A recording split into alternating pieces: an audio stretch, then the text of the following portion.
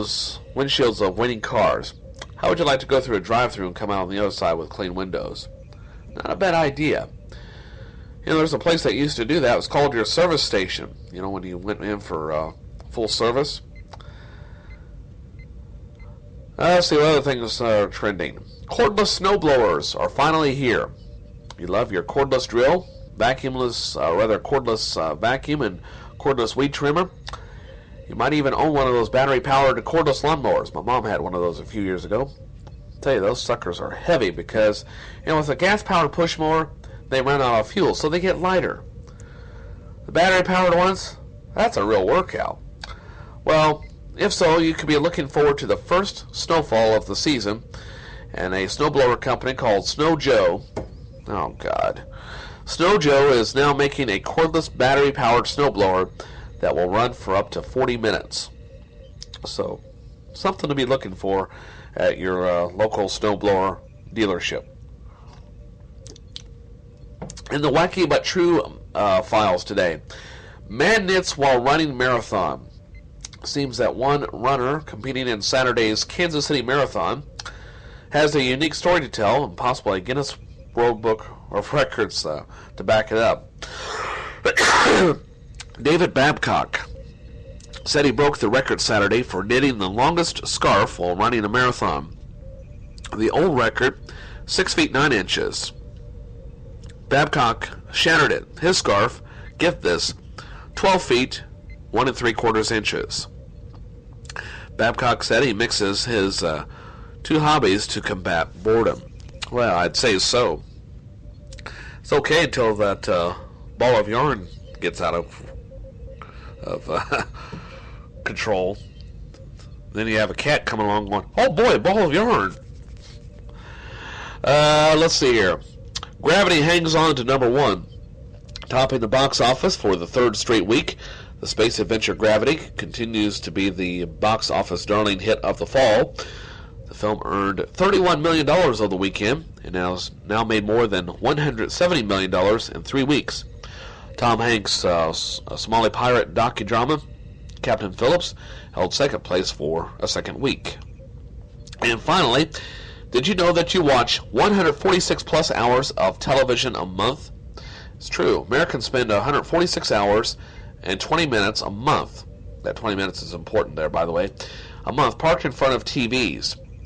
And almost half of all consumers, that's about 48%, now watch videos on the internet. Typical internet viewership is 4 hours and 26 minutes per month, up 15% from just a year ago. And those are things you need to know for this Monday evening. Well, let's see if we have, what do we have here coming up next? I have Today in History in just a moment, celebrity birthdays, and no market news. However, we'll have News of the Weird after a check of national news, most likely from Fox or NPR. Popular tweets of the day. Right now, though, let's take a look at news headlines, assuming we have them.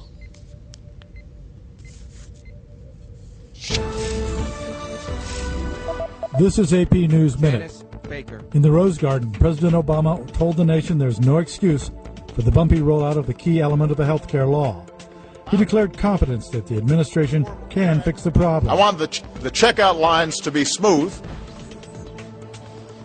so I want people to be able to get this great product.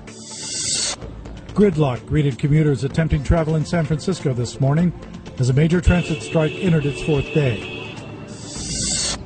French authorities want to know why the NSA snapped up over 70 million French phone records in a 30-day period. The French government called the practice totally unacceptable. The U.S. ambassador was summoned to the French Foreign Office to explain. Weather conditions are predicted to turn against firefighters battling 60 active fires in New South Wales, Australia. Efforts to separate fires appear to be working, but some towns are being evacuated. Tom Ritchie, Associated Press, with AP News Minute.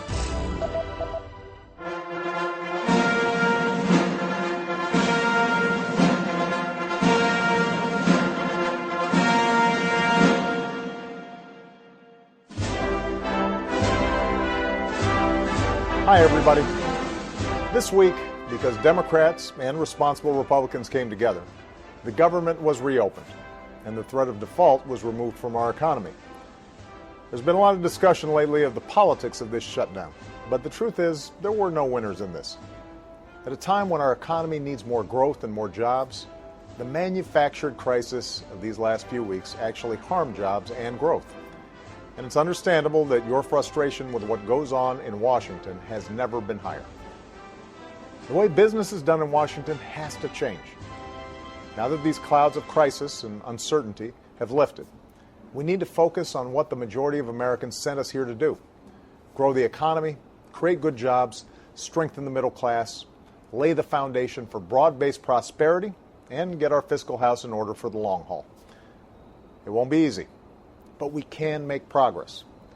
Specifically, there are 3 places where I believe that Democrats and Republicans can work together right away. First, we should sit down and pursue a balanced approach to a responsible budget, one that grows our economy faster and shrinks our long-term deficits further. There's no choice between growth and fiscal responsibility. We need both. So we're making a serious mistake if a budget doesn't focus on what you're focused on: creating more good jobs that pay better wages. If we're going to free up resources for the things that help us grow, education, infrastructure, research, we should cut what we don't need and close corporate tax loopholes that don't help create jobs. It shouldn't be as difficult as it's been in past years. Remember, our deficits are shrinking, not growing. Second, we should finish the job of fixing our broken immigration system. There's already a broad coalition across America that's behind this effort, from business leaders to faith leaders to law enforcement. It would grow our economy. It would secure our borders. The Senate has already passed a bill with strong bipartisan support. Now the House should too.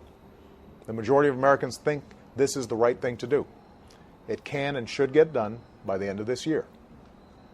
Third, we should pass a farm bill, one that America's farmers and ranchers can depend on, one that protects vulnerable children and adults in times of need, and one that gives rural communities opportunities to grow and the longer-term certainty they deserve. We won't suddenly agree on everything now that the cloud of crisis has passed, but we shouldn't hold back on places where we do agree, just because we don't think it's good politics, or just because the extremes in our parties don't like compromise. I'll look for willing partners from either party to get important work done. There's no good reason why we can't govern responsibly without lurching from manufactured crisis to manufactured crisis. Because that isn't governing. It's just hurting the people we were sent here to serve. Those of us who have the privilege to serve this country have an obligation to do our job the best we can. We come from different parties, but we're Americans first, and our obligations to you must compel all of us, Democrats and Republicans, to cooperate and compromise and act in the best interests of this country that we love. Thanks, everybody, and have a great weekend.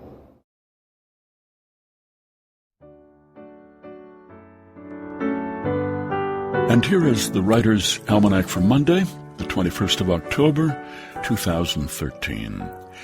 It was on this day, 1879, Thomas Edison finally hit on the idea for a workable electric light. People have been trying to make them since the 1820s. They'd chosen the wrong material for the filament. They chose platinum.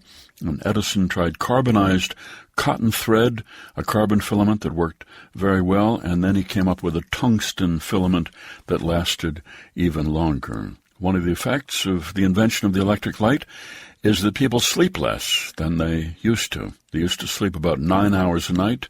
Since then, it's been about 7.5. And sleep researchers show that if people are deprived of electric light, they'll go back to 9 hours a night. It's the birthday of the poet Samuel Taylor Coleridge, born in Devonshire, England, 1772, author of the rhyme of The Ancient Mariner, about a sailor who brings a curse on the ship after he kills an albatross. Coleridge once dreamed of starting a utopian village along the Susquehanna River in Pennsylvania, a place where there would be no aristocracy. He was under the influence of the French Revolution. But he never went to Pennsylvania. Instead, he got married to a woman named Sarah Fricker, and the two of them moved to a little house in the country where he had a vegetable garden and where he met the poet William Wordsworth. and his sister Dorothy, who liked to take long walks in the nearby hills, and that was where Coleridge came up with the idea for his famous poem. It's the birthday of Ursula Le Guin, the novelist, born Berkeley, 1929. Submitted her first story at the age of 11 to a magazine called Astounding Science Fiction. As of last March, Ursula Le Guin has published 21 novels, 11 volumes of short stories, 4 collections of essays, 12 books for children, 6 volumes of poetry, and 4 of translation. Best known for her science fiction and fantasy, her 6-volume Earthsea series. She gave a commencement address at Mills College years ago in which she said, "Success is somebody else's failure. So I do not wish you success. I don't even want to talk about it. Because you're human beings, you're going to meet failure. You're going to meet disappointment, injustice, betrayal, and irreparable loss. You will find you're weak where you thought yourself strong. You will find yourself in dark places, alone and afraid. What I hope for you is that you will be able to live there in the dark place." Here's a poem for today, Shakespeare's Sonnet 73, "That time of year thou mayest in me behold." That time of year thou mayest in me behold, when yellow leaves, or none, or few, do hang upon those boughs which shake against the cold, bare ruined choirs, where late the sweet birds sang. In me thou seest the twilight of such day as after sunset fadeth in the west, which by and by black night doth take away, death's second self that seals up all in rest. In me thou seest the glowing of such fire that on the ashes of his youth doth lie, as the deathbed whereon it must expire, consumed with that which it was nourished by. This thou perceivest, which makes thy love more strong, to love that well, which thou must leave ere long. Shakespeare's Sonnet number 73. That's the Writer's Almanac, supported by Lumosity. Lumosity.com's daily online workouts are designed to improve memory and attention and are dedicated to helping people feel sharper, think faster, and remember more. More at Lumosity.com. Produced by Joy Biles, with assistance from Kathy Roach. Be well, do good work, and keep in touch.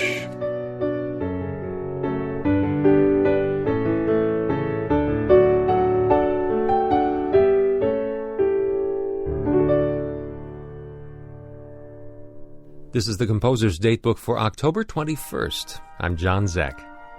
In the year 1858, 2 things occupied the Parisian composer Jacques Offenbach: his next operetta and avoiding his creditors. He found it better to work in hotel rooms rather than at home, where he ran the risk of being cornered by bill collectors. Offenbach hoped that maybe, just maybe, one big box office success might clear his debts and enable him to reupholster the tattered seats in his theater, Les Bouffes Parisiennes.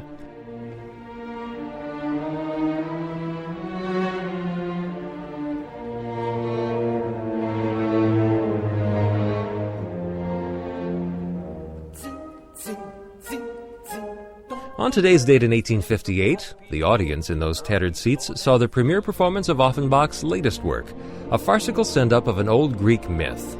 Orpheus in the Underworld was in fact a modest success and ran well for several weeks. But just as the production would in the normal course of events be closing, an important Parisian music critic attended a performance and was shocked, I tell you, that Offenbach and company made fun of something so noble and edifying as Greek mythology. His outraged review appeared and soon generated a lively debate, especially when Offenbach slyly inserted direct quotes from the review into the operetta itself. Suddenly, Orpheus in the Underworld was the hottest ticket in Paris. And even better than paying for new upholstery, one tune from the show, an infectious infernal gallop, would, as Mr. Offenbach celebrated Can-Can, become a world-famous melody practically synonymous with Paris itself. For more on composers and their music, go to our website, composersdatebook.org. Composer's Datebook is produced by APM, American